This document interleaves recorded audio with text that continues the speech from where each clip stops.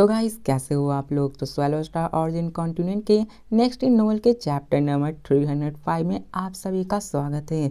तो राइटर ने पहले ये बता दिया कि कल चैप्टर नहीं आने वाली है, सीधे परसों एपिसोड्स आएंगी और साथ में मैं एक और नोवेल अपलोड करने वाला हूं जो कि स्वैलो स्टार से रिलेटेड है, जिसकी कहानी में लू फेंग मेन कैरेक्टर नहीं होता है। इसके एपिसोड में कल रिलीज करूंगा जो कि 10 या 15 मिनट की होंगी, जिसको कि आप देखकर बताना कि क्या आपको उसकी नेक्स्ट कहानी चाहिए या फिर नहीं। तो चलो इस चैप्टर पे आते हैं। तो जैसा कि अभी तक हमने पिछले एपिसोड में देखा कि कैसे एलेट याने ने लू फेंग को गिफ्ट भेजा होता है, जिसको देखकर लू फेंग कहता है कि जबकि एलेट याने ने मुझे भेजा है तो नेचुरली मैं इसको एक्सेप्ट भी कर लूंगा। जिसके साथ लू फेंग वहीं पे अपने कोर्टयार्ड में बैठकर उन सारे इनविटेशंस को देखने लगता है।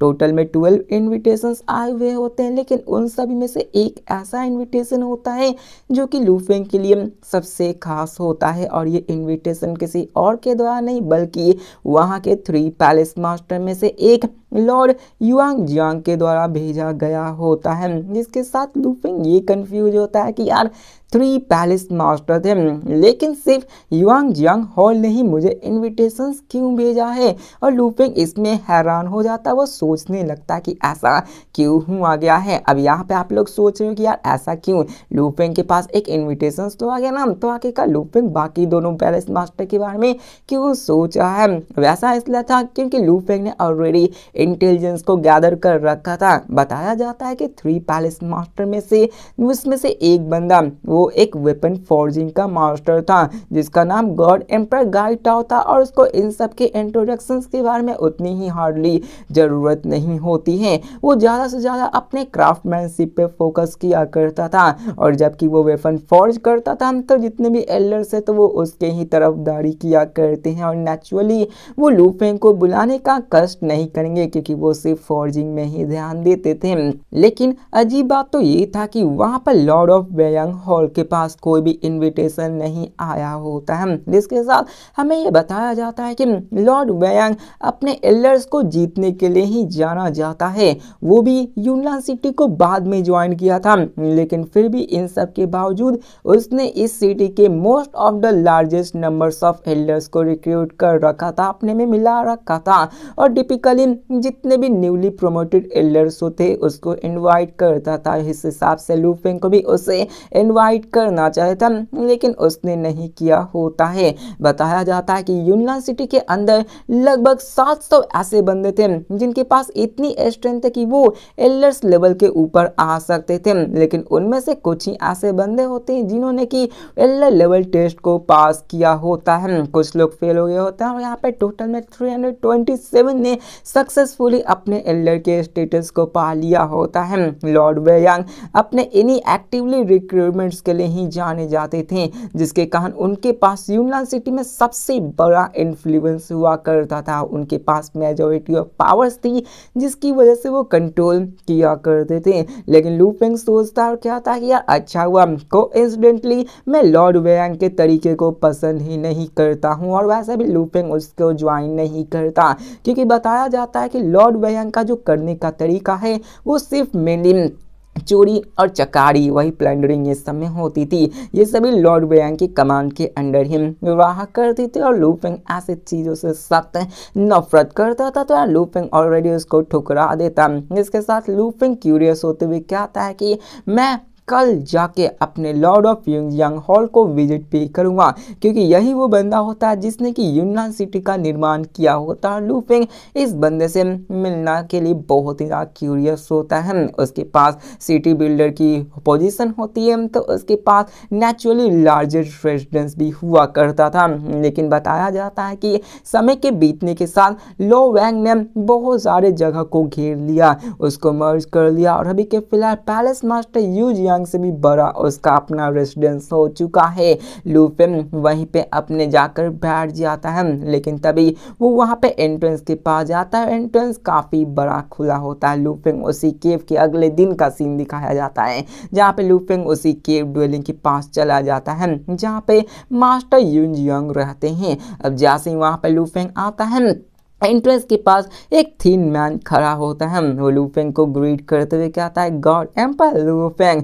लॉर्ड कब से आपका है इंतजार कर देते हैं, प्लीज मुझे फॉलो कीजिए। अब ये बंदा अपने ढीले ढाले रॉब्स में होता है और सरप्राइजिंग इसके ऊपर हैरी बॉडी होती है भालू के जैसे ही, जिसके साथ लू फेंग उससे पोलाइट रिप्लाई करते हुए कहता है, प्लीज जनरल डी सान। अब इस बंदे का नाम डी सान होता है, लेकिन ये कोई रियल बंदा नहीं होता बल्कि ये पपेट होता है। बताया जाता है कि लॉर्ड ऑफ यांगजुआंग हॉल के पास 3 पावरफुल पपेट्स आते हैं जो कि इसी के कमांड के अंदर काम करते हैं, और हर एक पपेट्स मतलब तीनों पपेट्स के पास एक God emperor perfection level stage low level human life form की जितनी स्ट्रेंथ कंपैरेबल की जा सकती है इतनी पावर्स उसके पास होती हैं। और अदर वर्ड्स में कहा जाए तो गॉड एम्पर जितने भी यूनान सिटी में मौजूद है ना, तो उनमें टॉप 50 में ये तीनों पपेट्स अकेले आ जाते हैं। और ऐसा हो भी क्यों ना, क्योंकि ये यूनान सिटी के फाउंडर थे। इसके फाउंडेशन सब ऑर्डिनेट्स इन सब के लेगेसीज को ऑलरेडी पास कर चुके होते हैं। बात करें ऑरिजिन कॉन्टिनेंट के अपने 2 एंशिएंट नेशंस के वही राजा को, तो उसको भी ये पास कर चुके होते हैं। इसके बाद लू फेंग उस केव के कॉरिडोर को पास करता हुआ उसी कोर्टयार्ड में आ जाता है जहां पे एक बंदा आराम से बैठा हुआ होता है। लू फेंग उसकी तरफ देखता है, वो बंदा भी कहता है, लू फेंग आओ यहाँ पर बैठो। जिसके साथ बताया जाता है कि लू फेंग ने ऑलरेडी इंटेलिजेंस में इस बंदे के बारे में पढ़ रखा था, लेकिन ये पहली दफा था कि वो अपनी आंखों से पैलेस मास्टर ऑफ युनजियांग हॉल को देख पा रहा था। युनजियांग हॉल का मास्टर जो होता है वो उतना पार्टिकुलरली हैंडसम नहीं होता, लेकिन फिर भी उसके अंदर जो करिश्मा होता है जिसको देखकर आप मोहित हो जाते हैं वो बहुत ज़्यादा होता है। लू फेंग वहाँ पर उसको देखकर उसकी तारीफें करने लगता, मतलब बकवास नहीं करता, बस वो अपनी मन में तारीफ करने लगता है। इसके बाद जनरल डी अपने मास्टर के साथ, मास्टर मैं चलता हूँ, जिसके साथ लॉर्ड ऑफ यांगजुआन हुए भी उसको कहते हैं ठीक है तुम जाओ। जिसके साथ लू फेंग आगे बढ़ता और वहां पे बैठता उसके अपोजिट में, और लू फेंग अपने उसी मास्टर को ऑब्जर्व करने लगता है। और कहीं ना कहीं उसे ये पता चलता है कि यांगजुआंग पैलेस मास्टर उसकी अभी ऑरा काफी ज्यादा कमजोर हो चुकी है। ये कैसे हो रहा है, यहाँ तक कि लू फेंग जब उसको और करीब से देखता तो उसे उस इंसान के अंदर से एक थकी हुई ऑरा का महसूस हो रहा था, जैसे कि ये काफी ज्यादा थक चुका है, ये यहाँ पे बैठने के लिए भी बहुत ज्यादा एफर्ट्स डाल रहा है। और लू फेंग इस बात से हैरान था कि इसके पास इतनी एडवांस लेवल की कल्टीवेशन है, इन सब के बावजूद आखिरकार ये बंदा थका हुआ कैसे लग सकता है, ये बहुत ही अजीब सी बात है। जिसके साथ लू फेंग ये जान पा रहा होता कि यांगजुआंग पैलेस मास्टर की लाइफ फोर्स बेरली अपने होल्डिंग स्टेज पे होती है, मतलब कि ये बंदा काफी ज्यादा इंजर हो चुका होता है। लॉर्ड ऑफ वॉन्जियांग भी लू फेंग की तरफ देखते हैं और उसे भी समझ में आ जाता है कि यार ये क्या देख रहा है। वो उसको वाइन प्योर करते हुए कहते हैं कि ये असल में एक पुरानी सी प्रॉब्लम है, और वो अपनी कहानी सुनाने लगता है। और यहाँ पे आपको असल में सोल पॉल्यूशन के पावर के बारे में पता चलेगा कि आखिरकार ये सोल पॉल्यूशन कितना ही ज़्यादा खतरनाक होता है। जिसके साथ वो कहानी बताते हुए कहते हैं कि ये बहुत पहले अरसों की बात है, मैं अपने फ्रेंड के साथ यूजुअली हंटिंग करते हुए जाया करता था और low level human life forms को ट्रैक करके उनको मारा करता था। हमें बड़ी आसानी से उन सब का बेस्ट का शिकार कर लेते थे, लेकिन एक दिन ऐसा हुआ कि हमने एक ultra limit low level human life form से सामना हुआ जो कि अनएक्सपेक्टेडली ब्रेक थ्रू कर चुका था और अपने को higher level human life form में असेंड कर चुका होता है। जिसके बाद वो कहता है कि उसी मोमेंट पे ये सभी चीज़ें बदल गई थी, और वो कहीं ना कहीं यहाँ पे उदास भी होते कि काश काश उससे मेरा सामना उस समय ना होता। और कहता है कि जब मैंने उस high level human life form को बहुत ही करीब से फेस किया तो मैं ऐसा हो गया। तो लू फेंग उससे पूछता है कि क्या यहाँ पे कोई भी तरीका नहीं है सोल पॉल्यूशन को साफ करने का। तो लॉर्ड ऑफ यांगजुआंग हॉल ये बात सुनकर स्माइल करते हुए कहते हैं कि एंशिएंट रिकॉर्ड के मुताबिक जो कि डालखोरी रिवर में मौजूद है, यहाँ पर एक रास्ता तो है सोल पॉल्यूशन को हटाने का। इसके लिए आपको अपने माइंड और विल पावर्स को अपने कॉन्फाइन से भी ब्रेक थ्रू करवाना होगा, तभी आप अपने इस बात को प्यूरिफाई कर सकते हैं। ऐसे एडवांस ह्यूमन लाइफ फॉर्म के अगेंस्ट कोई और होता ना तो वो उसी वक्त स्पॉट पे ही मारा जाता, और वो बहुत ही पावरफुल था उस वक्त। वो एक ओरिजिन वर्ल्ड का एक पावरफुल एग्जिस्टेंस भी था, था उसकी अपनी ओरिजिन वर्ल्ड के अंदर एक होमलैंड में क्लोन्स भी मौजूद थी, जो कि अभी धीरे धीरे उसकी मेमोरीज भी घटना शुरू हो जाती है, वो बिखरना टूट कर बिखरने लगी होती है। क्लियरली ये high level human life forms उसके अंदर डीप किलिंग इंटेंट होता है, जो कि प्रैक्टिशनर्स को कंप्लीटली मार डालना चाहता है। लेकिन फॉर्चुनेटली यंग हॉल के पास ओरिजिन वर्ल्ड की प्रोटेक्शंस मौजूद थी, उसकी प्रोटेक्शंस उसके माइंड और विल को मिली हुई थी, जिसके कारण वो सरवाइव कर पाया था। यहाँ पे ये बात समझ लो कि जो high level human life beings होते हैं ना, वो प्रैक्टिशनर्स को पूरी तरीके से मार डालते हैं। यहाँ पे अगर कोई नॉर्मल सा बंदा होता ना, अपने इस यंग जुआंग पैलेस मास्टर से थोड़ा सा भी कमजोर, वो पूरी तरीके से एक ही झटके में मारा जाता उस माइंड एंड विल पावर से। लेकिन यहाँ पर इनके पास प्रोटेक्शन थी, अपने ट्रेजर्स भी थे, और साथ में उनके ओरिजिन वर्ल्ड उसे प्रोटेक्ट कर रही थी। ऐसे ही किसी को या उसके विल पावर्स को डिस्ट्रॉय कर देना आसान भी नहीं है। लू फेंग की बात करें तो मुझे नहीं लगता कि हाई लेवल ह्यूमन बीइंग्स भी लू फेंग के सोल को अभी उतना पॉल्यूट कर पाएंगे, उसे इस लेवल तक गिरा पाएंगे, क्योंकि लू फेंग को ओरिजिन वर्ल्ड ही नहीं बल्कि स्टार टावर भी प्रोटेक्ट करता आ रहा है। मुझे नहीं लगता कि यार लू फेंग को इससे कोई घंटा उतना ज्यादा फर्क पड़ेगा। लू फेंग को बहुत ज्यादा दर्द होगा, उसकी पावर्स बहुत ज्यादा लॉस हो जाएगी, लेकिन उसको प्रोटेक्ट करने के लिए स्टार टावर होगी और इवेंचुअली वो अपने आप को फिर से उसी मुकाम तक ले आएगा। और लू फेंग वैसे भी प्रोटेक्निस्ट है, तो ऐसा मरना उसका बनता नहीं है। जिसके साथ यहाँ पर वो क्या था कि मैं तो सरवाइव कर पाया। उस वक्त से बाद में मैंने अपने आप को सिर्फ फोकस करा ताकि मैं सिर्फ mind and will pay cultivate करा सकूं। जिसके साथ वो ये भी कहता है कि इस समय के बाद मैं बोर होता गया। वहाँ पे मैंने अपने जितने भी एक्यूमुलेटेड मिलिट्री मेरिट पॉइंट्स थे सबको यूज करके 9 रिबल हॉरिजॉन में इस कंस्ट्रक्शंस का, इस सिटी का निर्माण किया, और तभी इस यूनलान सिटी का जन्म हुआ। मतलब यही बंदा था जिसने कि यूनलान सिटी को बनाया था। ये बंदा जान चुका था कि इसकी सोल पॉल्यूट हो चुकी है, और अपने बोरियत को खत्म करने के लिए इसने इस यूनलान सिटी का निर्माण किया था। समझ लो इस बंदे की पावर्स बहुत ज्यादा थी, जो कि एक हाई लेवल ह्यूमन बीइंग्स का सामना कर पाया था, उसके हाथों से बचकर निकल पाया था। समझ सकते हो बहुत बहुत ज्यादा पावर है इसके पास। अब लू फेंग इन सबको बहुत ही ध्यान से सुन रहा होता। उसे एक चीज तो पता था कि जो मिलिट्री पॉइंट्स एक शहर को बनाने के लिए चाहिए वो बहुत बहुत ज्यादा हाई होने वाले हैं। इस बात से लू फेंग एक चीज समझ जाता कि यांगजन हॉल का लॉर्ड एक समय में बहुत ज्यादा पावरफुल हुआ करता था, क्योंकि तभी इसके पास इतनी बड़ी बड़ी अचीवमेंट्स हैं। अब यहाँ पे इसकी सोल पॉल्यूट क्यों ना हो गई, जो कि सिटी के कंस्ट्रक्शन के दौरान ही हुई थी, लेकिन उस वक्त इसकी जो स्ट्रेंथ थी वो लॉर्ड ऑफ वैयांग हॉल से भी काफी ज्यादा हो चुकी थी, उसको सरपास कर चुकी होती है। लेकिन समय के साथ साथ जितनी ज्यादा सोल पॉल्यूशन होती गई, इसकी स्ट्रेंथ भी उतनी ज्यादा ड्रामेटिकली घटती जा रही होती है। और वो अपने सिटी के जितने भी रैंकिंग होते उनमें डिक्लाइन देखना बनता है। सोल पॉल्यूशन के कारण उसने अपने आप को उस मेंटेन कर पाना मुश्किल होता है, मतलब कि वो अपने रैंक को नहीं संभाल पा रहा होता, उसकी पावर्स दिन बर दिन ड्रॉप होती जा रही होती है। इसलिए वो अपने इन सभी चीज़ों को अवॉइड करता, उसे इन पावर्स के चलते कोई भी चीज़ नहीं चाहिए, मतलब उसको घंटा भी पावर्स की वजह से स्ट्रगल करना की सोचना भी पड़ेगा, क्योंकि वो यहाँ का पैलेस मास्टर है, तो उसके अंदर सारी चीजें कंट्रोल में होती है। जिसके साथ हमें ये बताया जाता है कि ऐसा ये बंदा होता है जिसे पावर्स के बारे में कोई चीजें नहीं चाहिए होती है। लेकिन वहीं पे लॉर्ड वैयांग की बात करें तो ये बंदा था जिसने कि बार बार लगातार पावरफुल फिगर्स को रिक्रूट करना चालू रखा था और फ्रिक्वेंटली अपने प्रेजेंस को बनाए रखता था। नेचुरली लॉर्ड वैयांग इससे दूर ही रहा करते थे, और इसी कारण लॉर्ड वैयांग के पास सिटी की ज्यादा अथॉरिटी थी, उसके पास पावर्स थी। अथॉरिटी के मामले में वो कहीं ना कहीं लॉर्ड ऑफ यांगजुआंग के साथ मैच करता, लेकिन उतनी ही उसकी अथॉरिटी नहीं होती है।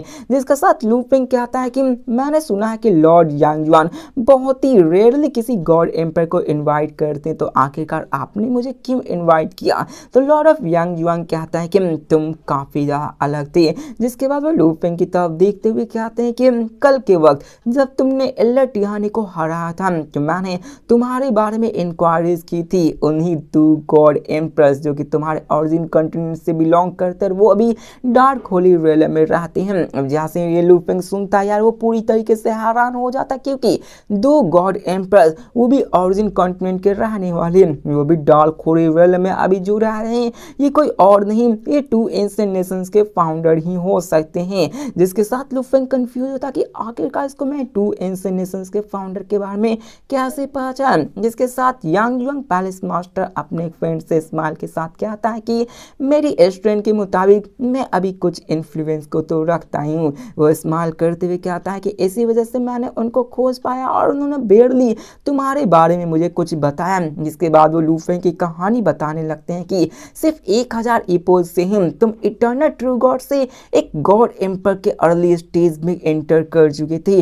और फिर उसके बाद एक और 1000 इपोज में तुमने अपने आप को अर्ली स्टेज एम्पर से लेट स्टेज गॉड एम्पर्स लेवल तक पहुंचा दिया, जो कि एल्डर टियानी को भी सरपास करने जितनी होती है। और तुम वो वहां पे लू फेंग की तारीफ करते हुए कहते हैं कि जब मैं तुम्हारी उम्र का था ना तब तुमसे मैं काफी ज्यादा कमजोर था और तुम मेरे एज को बहुत ज्यादा सरपास कर चुके थे। अब ये लू फेंग सुनकर सीक्रेटली हैरान हो जाता है, क्योंकि ये बंदा लू फेंग के बारे में हर एक चीज जानता था कि वो 1000 पोज में पहले वो इटर्नल ट्रू गॉड से इस लेवल तक आया था, मतलब उसकी पूरी हिस्ट्री जान चुका होता है। जिसको देखकर लॉर्ड वेंगजांग कहते हैं कि देखो यहाँ पर मेरा कोई भी बुरा इंटेंशन नहीं है तुम्हारे लिए। जिसके साथ वो कहते हैं कि अभी के मर्तबा मैं अपनी सर्वाइविंग पे ही स्ट्रगल कर रहा हूँ, मेरी बहुत ज़्यादा डिफिकल्टी कि मैं अपने माइंड और विल पावर को ब्रेक थ्रू करा सकूँ, अपने केज वर्ल्ड से बाहर निकल सकूँ।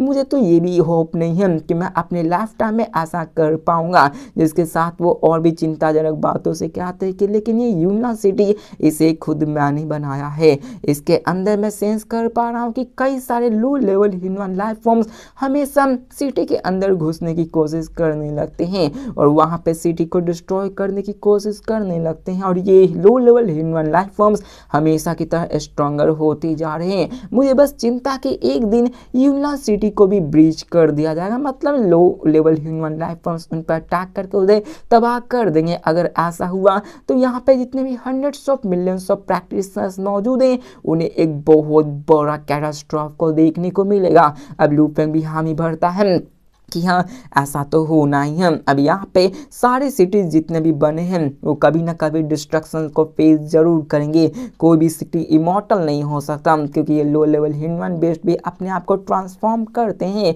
और अगर वहाँ पे वही वो सारे ह्यूमन हिंगार्टी के लीडर्स और उन सबके बीस्ट अटैक कर दें तो इन सबको बहुत बड़ा खामियाजा भुगतना पड़ जाएगा। जिसके साथ वो वहाँ पे एक्सट्रीमली सेल्फ, इसके बाद वो वहाँ पे उसे कहते हैं कि देखो मैं जानता हूँ वे यांग के टेम्परमेंट के बारे में, वो काफ़ी ज़्यादा सेल्फिश है। जिसके साथ वो कहता है आगे कि मैं जानता हूँ कि वो यहाँ पे सिर्फ यूनिवर्सिटी में रिसोर्सेज को ही कमाने के लिए आया है, कभी यहाँ पे सिटी पे खतरा हुआ तो वो अपने आप को ही बचाएगा, वो यहाँ से भाग जाएगा। जिसके बाद वो कहता है कि मैंने खुद इस सिटी को बनाया है, hundreds of millions of practitioners यहाँ पे मेरे कार्मा के साथ कनेक्ट हो चुके हैं, इसलिए मैं उन्हें इस कैटास्ट्रॉफ में ख़त्म होते हुए नहीं देख सकता हूँ, इसलिए मैंने तुम्हें यहाँ पे बुलाया है। जिसके बाद वो लू फेंग की तरफ ही देखते हुए उससे कहते कि तुम्हारी टैलेंट उस वेयांग और बाकी जितने भी बंदों से कंपेयर किया जाए उससे काफ़ी ज़्यादा है, तुम अपने स्ट्रेंथ को काफ़ी जल्दी बढ़ा सकते हो और तुम्हारे स्ट्रेंथ काफ़ी है कि तुम अभी बाकी सारे एल्डर्स को भी सप्रेस कर सकते हो। एक दिन ऐसा टाइम आएगा जब तुम उस लेवल तक आ जाओगे तो मैं तुम्हें अपने खुद से सिटी बिल्डर की हाईएस्ट अथॉरिटी तुम्हारे नाम कर दूंगा। जिसको देखकर लू फेंग सरप्राइज होता था क्या कि सिटी बिल्डर का हाईएस्ट अथॉरिटी उसको अपने नाम कर देगा। अब लू फेंग को सिटी बिल्डर्स की अथॉरिटी के बारे में नहीं पता होता कि आखिरकार ये चीज क्या होती है। जिसके साथ यन हॉल मास्टर कंफर्म करते हुए कहते कि हाँ सिटी बिल्डर अथॉरिटी, वो कहता है कि भले ही मेरी पावर्स अभी उतनी ज़्यादा ना हो लेकिन फिर भी ये सिटी मेरे द्वारा ही बनाई गई है और मैं यहाँ पे रूल बनाता हूँ और मेरे पास इतनी अथॉरिटी कि मैं किसी के को अथॉरिटी ग्रांट कर सकता हूँ, उसके प्रिविलेज को ले सकता हूँ, उसे दे भी सकता हूँ। मैं चाहूँ तो अभी भी वे यांग के बेनिफिट को छीन सकता हूँ अगर मुझे नेसेसरी पड़ा तो। लेकिन ऑफ कोर्स वहाँ पर वो आगे भी कहते हैं कि इससे पहले तुम्हें दोनों को सरपास करना होगा, मतलब वे यांग और गाइटो दोनों को सरपास करना होगा। जिसको देखकर लू फेंग उससे पूछते कि आखिरकार मुझे कितनी स्ट्रेंथ चाहिए, किस लेवल की स्ट्रेंथ चाहिए कि मैं उन दोनों को सरपास कर सकूं। जिसको सुनकर वो उसको जवाब देते हुए कहते हैं कि दोनों बंदों के पास डॉग कॉम्प्रिहेंशंस मौजूद हैं। उन दोनों डॉग कॉम्प्रिहेंशंस की बात करें तो वो सेमी ह्यूमन लेवल तक जा चुके हैं। उनके पास ऑलरेडी बहुत ही गहरी एक्यूमुलेशन से, पावर से और कई सारे नंबरस ट्रेजर से, जिसके कारण वो अपने आप को बहुत ज़्यादा पावरफुल बना चुके हैं। अगर उन्हें तुम्हें कंप्लीटली सरपास करना है तो तुम्हें अपने दोनों डॉग को मतलब अपने हर एक चीज़ को सेमी ह्यूमन लेवल तक ले जाना होगा, तभी मैं तुम्हें सिटी बिल्डर्स की अथॉरिटी को तुम्हारे ऊपर ट्रांसफर कर सकता हूँ, क्योंकि ये बहुत ही बड़ा जिम्मा होने वाला है। अब यहाँ पे लू फेंग क्या था कि क्या मुझे दोनों डॉग को सेमी ह्यूमन लेवल तक मास्टर करना होगा। अभी के फिलहाल में लू फेंग की जो dao of life and dao of destruction होती है वो सिर्फ mid stage of god emperor realm में ही होती है, वहीं पे डॉ ऑफ लाइफ एंड देन वो अभी भी अर्ली स्टेजेस में ही होती है। अब देखो लू फेंग की ये सारी जितनी डॉज है वो भले ही मिड और अर्ली में हो, लेकिन लू फेंग की पावर्स लेट स्टेज जितनी आ चुकी है। डॉ की बात अलग है और वहाँ पे स्ट्रेंथ की बात अलग होती है। लू फेंग क्या था कि मैं अभी बहुत दूर हूँ इस चीज़ से। इसको सुनकर वहाँ पे लॉर्ड ऑफ इंडिया कॉन्फिडेंस से कहते हैं कि तुम्हारे टैलेंट के हिसाब से ये ज़्यादा लंबा अरसा नहीं लगने वाला है। मैंने डार्क होली रियल में बहुत सारे जीनियसेस को देख रखा है। मैं बिलीव करता हूँ कि तुम उस लेवल तक 10,000 एपोज में ही पहुंच जाओगे। और अभी पीक के हिसाब से यंगयान पैलेस मास्टर अभी के फिलहाल में डार्क होली रियल्म का एक अनमैच पावर हाउस कहा जा सकता है, जो कि पूरे के पूरे डार्क होली रियल्म को डोमिनेट किया करता है। मतलब ये अपने पास्ट लाइफ में, मतलब पहले की जब उसने सॉल पॉल्यूशंस को नहीं फेस किया था, ये बंदा बहुत ही ज़्यादा पावरफुल था। और कह सकते हो कि ये भी जीनियसेस में से एक था, बस लू फेंग के जितना उतना बड़ा जीनियसेस नहीं होता है। यहाँ ये अंदाज़ा लगा लो कि डार्क होली रियल्म के अंदर जो 2 एंशिएंट नेशंस के एंसेस्टर हैं वो बॉटम में बिलोंग करते हैं। समझ रहे हो कितनी पावर्स उन सब की कम है। अभी यहाँ पर वो आगे कहते हैं कि यहाँ पर मैं तुम्हें तो दे दूंगा, लॉर्ड ऑफ इंडियन के पास ऑलरेडी इमेंस स्ट्रेंथ मौजूद होती है। लू फेंग अपने उसी बंदे से कहता कि आप तो बहुत ज़्यादा मुझ पर ट्रस्ट कर रहे हो मेरे लॉर्ड। जिसके साथ लॉर्ड ऑफ यंगजन स्माइल करते हुए वहाँ पे अपने हाथों को एक्सटेंड करते हुए एक स्पेशल ब्रेसलेट को निकालते हुए कहते हैं कि ये हमारा फर्स्ट मीटिंग है तो इसे एक छोटा सा गिफ्ट ही समझ लो। जिसके साथ लू फेंग भी उस ब्रेसलेट को एक्सेप्ट करता है, वहाँ पे उसको सेंस करने लगता है। और जैसे ही सेंस करता भाई साहब लू फेंग पूरी तरीके से हैरान हो जाता है, क्योंकि उसके अंदर पहाड़ों से भरे हुए ह्यूमन क्रिस्टल्स मौजूद होते हैं। कोई बिखरे हुए नहीं बल्कि मैसिव ब्लॉक्स में, जिसके अंदर पूरी की पूरी ह्यूमन क्रिस्टल होती है। अंदाजा लगाओ कि उसमें कितने ज़्यादा ह्यूमन क्रिस्टल के पीसेस हो सकते हैं।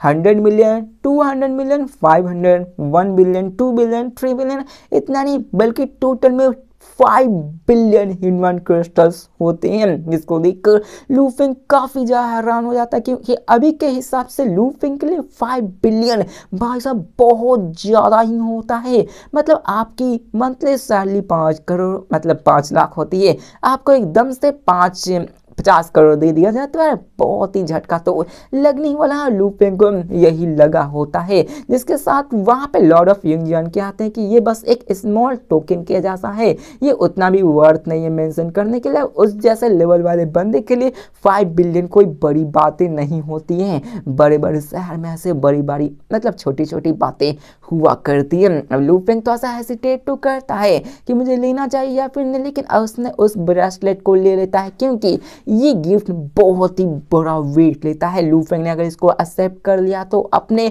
यांग जुआन पे उसका एक फेवर हो जाएगा। मतलब यांग जुआन लू फेंग पे बहुत बड़ा फेवर कर रहा है। आगे चल के लू फेंग के लिए 5 बिलियन कुछ नहीं होने वाले, लेकिन अभी के फिलहाल में ये एक बहुत ही इमेंस वैल्यू को रखते हैं। अब लू फेंग उसको रख लेता है, क्योंकि यार लू फेंग को भी पैसों की जरूरत है, उससे अपनी पावर्स को जल्दी से जल्दी बढ़ाना है।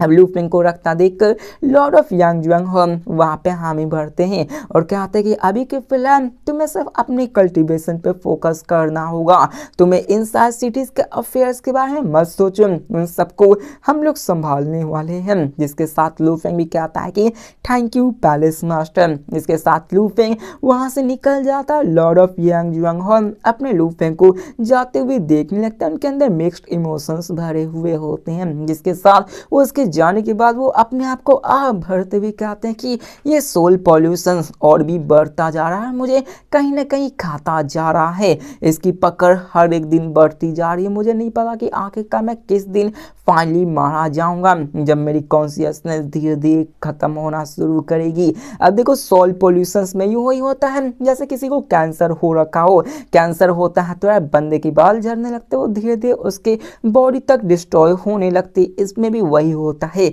सोल पॉल्यूट हो या तो आपकी माइंड, आपकी विल पावर सभी धीरे धीरे होकर डिस्ट्रॉय होना शुरू हो जाती है, धीरे धीरे आपकी मेमोरी भी डिस्ट्रॉय होना शुरू हो जाती है। आप खुद को भूल जाते हो कि आप हो कौन, लेकिन अभी तक वो अपने कह सकते हो कि सेकेंड लास्ट स्टेज में आ चुका है। जिसके साथ कहीं ना कहीं उसका इतना लंबे अरसे से इस यूनियन सिटी में रहना इसके लिए अटैचमेंट पहुंचा चुका होता है। वो चाहता था कि यार ये जितना लंबा अरसा तक रह सके, ये यूनियन सिटी उतना लंबा अरसा तक रह सके, क्योंकि वो जानता था कि कोई भी सिटी हमेशा के लिए नहीं रह सकता है। इसलिए उसने अपने आप को कोई चारा दिखाने की कोशिश की, तो इसमें लू फेंग को होप दिखा होता है। अब वहीं पे एक और आवाज आती है जो कि अपने पैलेस मास्टर से कहती है कि मास्टर, क्लाउड 9 के आउटर सिटी डिस्ट्रिक्ट में एक प्रैक्टिशनर जो कि ग्यूपेन, जिसका नाम क्यू फेंग गॉड इम्प्रेसिव, जिसका केव ड्वेलिंग 33,31,297 से ऐसा लग रहा कि उसे किसी low level human life form ने कंट्रोल कर रखा है। अब यहाँ पे हमें एक और चीज़ पता चलती है कि यहाँ पे प्रैक्टिशनर्स जो होते हैं उनके ऊपर ये लो लेवल लाइफ फॉर्म्स के ह्यूमन बीइंग्स भी कंट्रोल करके भेज सकते हैं सिटी के अंदर, क्योंकि वो बीस्ट डायरेक्टली सिटी के अंदर इन्फिल्ट्रेट नहीं कर सकते हम, तो वो प्रैक्टिशनर्स को कंट्रोल करते ताकि वहाँ के इंफॉर्मेशन को निकाला जा सके। यहाँ पर ये सारों के बंदे कोई काम होते हैं कि उन सबको ढूंढ ढूंढ कर मारना होता है। अब यहाँ पे वो कहते हैं हॉल मास्टर कि जा उसके सारे मूवमेंट्स को देखते रहो, देखो कि वो किससे बात करता है, कहाँ जाता है, और यहाँ पे जितने भी और बंदे हैं जो कि इन्फिल्ट्रेट कर चुके हैं उसके बारे में बता। तो वॉइस कहती है कि ठीक है। जिसके बाद वो चले जाते हैं। जिसके बाद lord of Yang Zhuang hall बहुत ही यहाँ पे निराश होते हैं, उन्हें भी पता होता है कि ये low level human life forms बहुत ज़्यादा रिलेंटलेस होते हैं, इनके पास बहुत सारे मेथड्स होते हैं, इन्होंने बहुत सारे मेथड्स को तोड़ भी रखा है, लेकिन फिर भी इतने सारे रास्ते निकाल लेते हैं इन्फिल्ट्रेट करने के लिए कि इन्हें पता ही नहीं चलता है। ये छोटे मोटे जितने भी लो लेवल क्रिएचर्स जो कि कंट्रोल करके अंदर भेजते उनके साथ सिंपली मैनेज किया जा सकता है, आराम से मार सकते हैं, क्योंकि वो उतनी बड़ी थ्रेट नहीं है। जो बहुत बड़ा जो खतरा है वो उनके लिए जो कि अपने उस डार्क एरियाज के अंदर इंतजार कर रहे हैं, जो कि इंतजार कर कि कब सिटी का डिफेंस कमजोर हो और कब वहाँ पे उन पर अटैक करें हम, और ऐसा जब होगा तो एक बहुत बड़ा कैटास्ट्रॉफ आ सकता है। और मैं होप करता हूँ कि लू फेंग के सेमी ह्यूमन लेवल तक आने से पहले ऐसा ना हो, मतलब लू फेंग सेमी ह्यूमन लेवल्स तक ब्रेक थ्रू ना कर पाए, शायद लू फेंग अपने आप के डॉ को सिर्फ लेट स्टेज में ही ले पाए। मुझे लगता है कि उसी वक्त अटैक होना शुरू हो जाएंगे, क्योंकि अगर लू फेंग सेमी ह्यूमन लेवल्स तक अपने डॉस को ले गया तो वो ओवर पावर हो जाएगा, लेट स्टेज में ले गया तो उसकी पावर्स उतनी होगी कि वो उन सब बीस्ट से फाइट कर सकता है, क्योंकि हम लोग जानते हैं लू फेंग अपने से एक एक दो लेवल वाले बंदों से फाइट कर लेते हैं हम, तो ऑब्वियसली ऐसा ही होने वाला है, लेकिन टाइम लगने वाला, क्योंकि एक तो मिड में है एक अर्ली स्टेज में, तो उसमें